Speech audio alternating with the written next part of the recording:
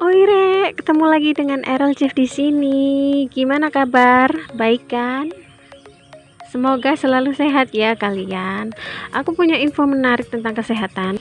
Ini video aku lanjutan yang kedua tentang buku The Miracle of Enzyme. Yuk simak dulu yuk video aku yang sebelumnya, linknya aku taruh di deskripsi. Mari kita lanjut di poin berikutnya, poin ketiga.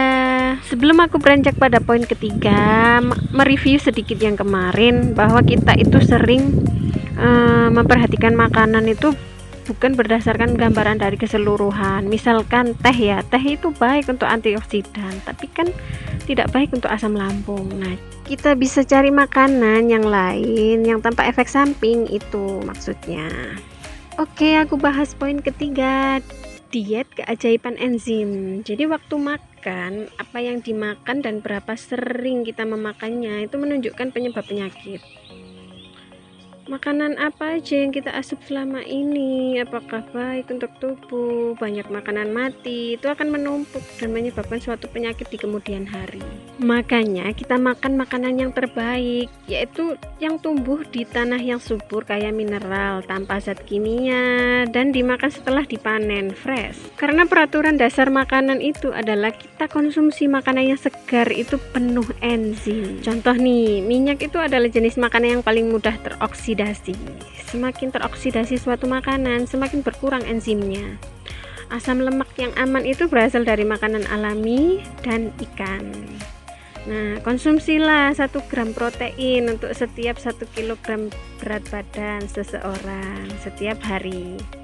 Idealnya makanan kita itu 85% nabati, 15% hewani. Kata Dr. Hiromi, lemak dari hewan yang bersuhu tubuh lebih tinggi dari manusia sebaiknya itu dianggap buruk. Contoh daging-dagingan itu kan suhu tubuhnya lebih tinggi daripada manusia, itu sebaiknya minim lah. Bahkan hewan pun ya mencari makanan yang mengandung sumber enzim. Contoh hewan karnivora itu memakan hewan yang herbivora. Fakta berikutnya, mengunyahlah dengan baik, itu bagus loh untuk mengurangi berat badan, membuat makanan kita itu terserap dengan baik dan nggak terjadi pembusukan.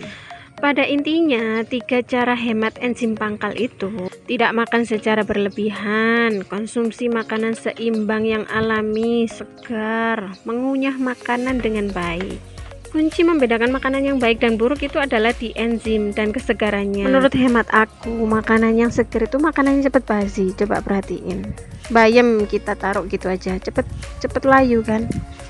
Nah, kalau misalkan keripik itu kita taruh aja, lama basinya. Nah, itu berarti tanda kesegaran enzimnya itu bisa dilihat dari sana. Poin keempat, kebiasaan kaum yang berada dan sehat. Penyebab terbesar penyakit keturunan sebenarnya itu adalah warisan kebiasaan yang menyebabkan penyakit tersebut. Kalau misalkan kita sakit apa, logikanya kalau menurun gitu otomatis akan sakit sama seperti orang tuanya. Nah, kalau penyakit degeneratif bukan keturunan tapi warisan kebiasaan pola makan, pola hidup. Hindari memasukkan apapun ke perut 4-5 jam sebelum tidur. Minum air putih itu adalah rekan yang baik bagi enzim pangkal. Demam saat penyakit melanda itu adalah pertahanan alami tubuh. Di dalam pembuluh getah bening terdapat zat-zat antibodi dan enzim yang memiliki efek antibakteri. FYI, sel-sel kanker itu lebih mudah berkembang biak pada suhu tubuh 35 derajat. Kalau memasak sayuran cukup 2 menit saja karena enzimnya biar masih terjaga. Dr. Hiromi juga menyimpulkan dari penelitiannya bahwa susu sapi itu bukan untuk manusia. Beliau itu meneliti ususnya orang yang minum susu sama orang yang tidak mengkonsumsi susu. Hasilnya orang yang minum susu itu ususnya mengalami sering peradangan.